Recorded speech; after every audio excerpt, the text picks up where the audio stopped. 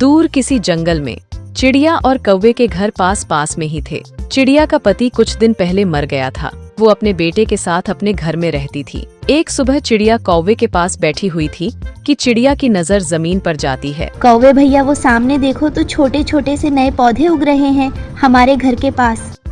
चिड़िया, ये नए पौधे तो मैंने भी आज ही देखे हैं। चलो तो जरा पास जाकर देखते हैं। अगर ये दोनों पौधे बड़े होकर फलदार पेड़ बन गए फिर तो हमारे भोजन की चिंता ही खत्म हो जाएगी। हाँ कौवे भैया, फिर हमें भोजन अपने घर के पास से ही मिल जाया करेगा। समय गुजरता गया, मौसम बदलते रहे, कभी बारिश, कभी ठंड तो कभी गर्मी। ऐसे ही वो पौधे एक दिन बड़े पेड़ में बदल जाते हैं। उनमें से एक पेड़ तो आम का था और दूसरा नीम का पेड़ था। अब तो उन दोनों पेड़ पर फल भी आ गया था। चिड़िया आम के पेड़ पर बैठी हुई थी कि वहाँ काली कवि आ जाती है। चिड़िया, आज के बाद तुम इस आम के पेड़ पर नहीं बैठा करोगी और न ही इस पेड़ से आम खाया करोगी, क्योंकि ये पेड़ हमारा है। काली बहन, जब ये दोनों पैर छोटे थे मैं तब से इनकी देखभाल कर रही हूँ। तो इसलिए वो साथ वाला पेड़ हम तुम्हें दे रहे हैं, वो पेड़ तुम्हारा और ये आम का पेड़ हमारा। कालू भैया, वो नीम का पेड़ है, वो मेरे किस काम का, उसका फल भी खाता है कोई। अगर ज्यादा छू की तो एक लगाऊंगी, जाओ भाग जाओ यहाँ से। वो चिड़िया डरते हुए वहाँ से चली जाती है और पास में ही नीम के पेड़ के पास जाकर बैठ जाती है। चिड़िया, आप क्यों रो रहे हो? आप तो जानते हो मैंने आप दोनों पैरों की कितनी ध्यान रखा, हमेशा समय पर पानी दिया आपको, और आज अगर एक पैर पर आम लगे हैं तो वो कौवे ने मुझे वहाँ से भगा दिया है। चिड़िया, आप चिंता ना करें, भोजन तो पहले भी आप खोज करके ले आती थी। मेरा फल जरूर करवा है, लेकिन मैं आपको ठंडी छाव दूंगा। जब आप थक हार कर आओगी तो मेरी छाव में बैठकर आपकी सारी थकान मिट जाएगी। आपने ठीक कहा, पैर मैं नहीं खाती, आम मैं अपना और अपने बेटे का भोजन पहले की तरह ही ढूंढ कर ले आया करूंगी। ऐसा कहते हुए चिड़िया वहाँ से चली जाती है। कौवा और कवि भी जी भर के आम खाते हैं और नदी पर पानी पीने चले जाते हैं। वो आम का पेड़ भी बहुत घमंडी था। वह नीम के पेड़ से कहता है, सुनो सुनो, करवे नीम के पेड़ कोई भी तुम्हें पसंद नहीं कर। तुम्हारा इस जंगल में मौजूद बेकार है, क्योंकि कोई भी पक्षी न तुम पर आकर बैठेगा और न ही तुम्हारा फल खाएगा। तुम एक करवे फल वाले पेड़ हो। ये सब वो बातें थीं जो वो आम का पेड़ हर रोज नीम के पेड़ से कहता था। अब तो वो नीम का पेड़ भी दुखी हो जाता। हम पेड़ ऐसी ही इस जंगल की रौनक है। अगर आप मीठे आम देते हो तो मैं ठंडा छाया देता हूँ पक्षियों को। फिर वही बात मुझे पता था कि तुम यही कहोगे छाया के अलावा, और है ही क्या तुम्हारे पास। वो आम का पेड़ ऐसे नीम के पेड़ का मजाक बनाता है। जंगल में रात भी हो जाती है। मम्मा मम्मा, आपने तो कहा था कि आप मेरे लिए आज पास वाले आम के पेड़ से मीठे मीठे आम लेकर आओगी, और आप आज फिर दाना ही ले आई है। जग्गू मेरे बेटे, आपको तो पता है ना, आज सुबह जब मैं आम के पेड़ पर जाकर बैठी तो कवि और कौवा तुरंत अपने घर से निकलकर वहां आ गए और उन्होंने मुझे आम तोड़ने से मना कर दिया। लेकिन क्यों मम्मा, आपने हमेशा उस आम के पेड़ को पानी दिया है, फिर अब कालू पगला ने आपको आम क्यों नहीं लेने दिए? चिड़िया अपने बेटे को कैसे समझाती कि वो कौवे कितने स्वार्थी और जालिम है। अच्छा मेरा बेटा, अब दाना खाओ और सो जाओ। कल मैं अपने बेटे को पहाड़ों से मीठे मीठे जामुन के फल्ला कर दूंगी। दूसरे रोज कौवा और कवि जब बैठे आम के पेड़ से आम खा रहे थे तो वो आम का पेड़ उनसे कहता है, कौवों जरा मेरी बात सुनो। बताए पेड़ क्या बात है?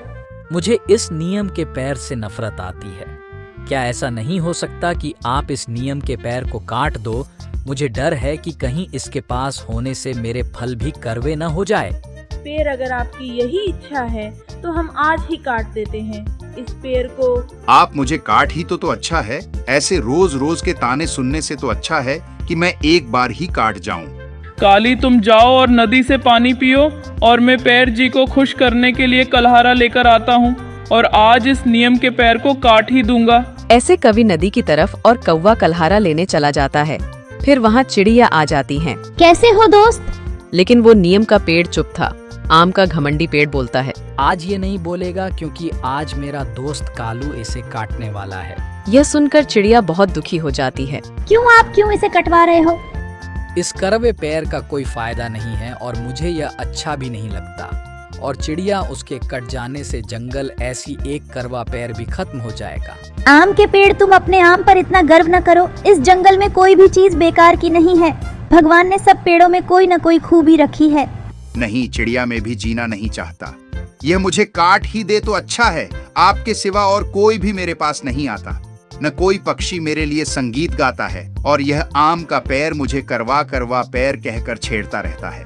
वो नीम का पेड़ चिड़िया से रोते हुए ऐसा कहता है।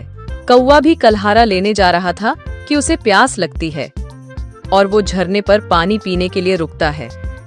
कौवा अब भी पानी पीने ही वाला था कि पहाड़ से एक छोटा सा पत्थर नीचे गिरता है और सीधा कालू कौवे के पंख पर लग जाता है। कौवा तो घायल हो जाता है। तोता और कबूतर भी किसी काम से वहां से गुजर रहे थे।